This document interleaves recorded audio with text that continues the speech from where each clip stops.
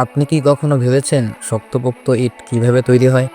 আসুন দেখি ইট পোড়ানোর পুরো প্রক্রিয়া। আসসালামু আলাইকুম সদিকি কাইফা হালুকা ইসমি ইমরান।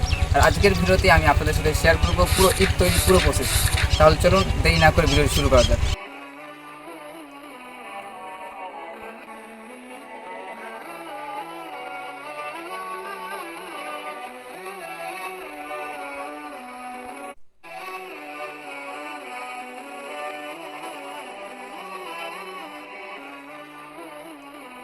ইট তৈরির প্রধান উপাদান হলো মাটি।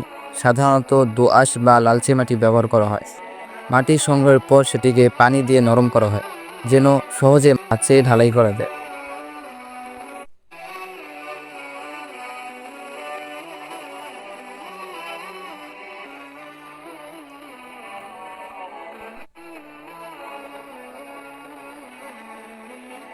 মাটি নরম হয়ে গেলে সেটাকে ছাঁচে ফেলে ইটের আকার দেওয়া হয়।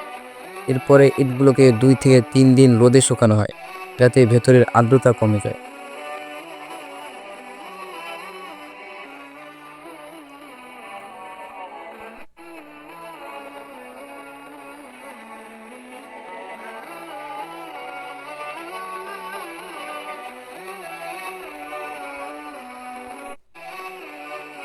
শুকনো ইটগুলো এখন পোড়ানোর জন্য চুল্লিতে রাখা হয়।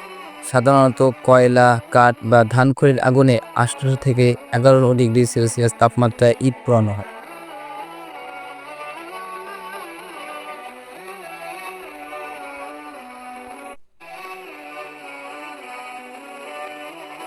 পোড়ানোর পর ইট ধীরে ধীরে ঠান্ডা করা হয়।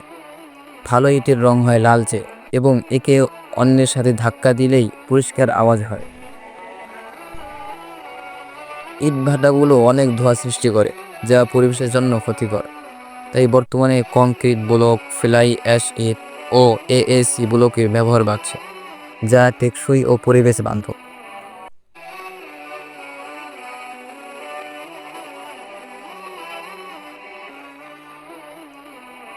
এভাবে ইট তৈরি এবং পোড়ানোর প্রক্রিয়া সম্পূর্ণ হয়।